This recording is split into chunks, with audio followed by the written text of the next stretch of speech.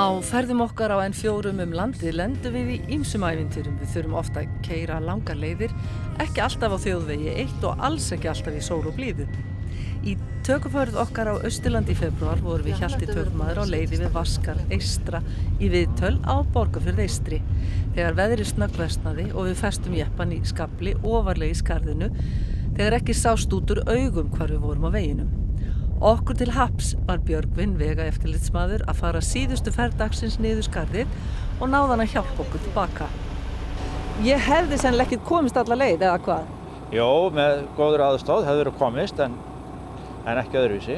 Þú hefur þurft að keyra á undan mér og Skafedal. Já. En þetta eina leiðin til Borgarfjarðar eystri. Já, þetta eina leiðin. Nema það bara sjóleiðina. Já, ég hefði ekki komist hana. Nei. En sko, þú ert náttúrulega að moka þarna. Hvað mokar oft í viku? Það 6 daga í viku. Og ekki veðrið oft ansi vont þarna uppi? Jó, það getur verið mjög vont. Það vera gott í vetur en það getur verið mjög leiðilegt veður þarna. Hvernig svona, þú hefur örugglega lent í ýmsu, þú segir þetta sé snjólétt, þegar það ekki snjólétt, hvernig þarna þá? Já, þá bara snjóþyngsli og þá þarf að blása og græja. En ykkur að segja þá náttúrulega vantar bara jarðgöng þarna undir. Já, það nokkur augljóst. Hvar myndi það koma? Það kemur bara þetta rétt undir það sem við snerum við, bara undir veginn. Kemur úr, þetta 30 kilometra löng göng sem að myndi gjörbreyta þessum samgöngum til Borgarfjarðar.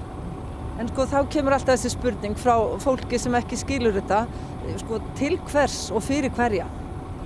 Já, það fyrir þessar hræður sem þarna búa og það verið að reyna að halda þessu land í byggð og ef það á að gera það, þá verður að gera það sómasamlega.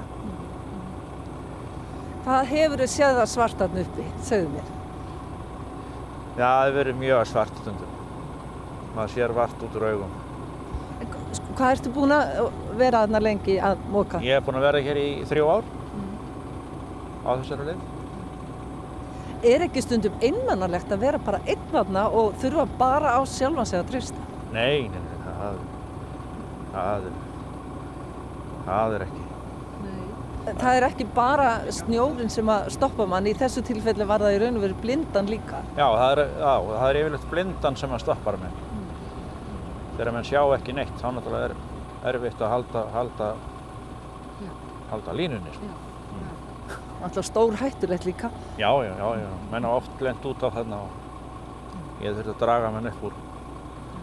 Þetta er svona erfiðasta leiðin finnst þér að halda opinni eða hvað?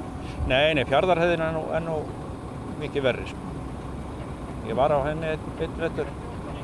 Það miklu verri leið, miklu lengra yfir heiðina. En hvað fær mann til þess að vilja vinna þessa vinnu? Ég veit það ekki, þetta bara þarf að vinna þetta og það engin annar sem vill taka þetta að sér og þá stökkva við henni til. Þú ert hvergi hættur? Jó. Einhvern tímann hættur maður þessu. En hættur nokkuð fyrr en að það verður komin hringtenging? Nei, allir það. Það verður nú langt í það sennilega. Það náttúrulega miklu öruggara að keyra í göngum. Já, miklu öruggara. Það miklu ódýrara til lengra tíma litið. Ekki vera alltaf að einhverjum skammtímalausn. Það kostar sitt að halda þessu opnu. Já, það kostar sitt og náttúrulega mikil óþægindi fyrir íbúa sem þurfa að fara þessa leiðir.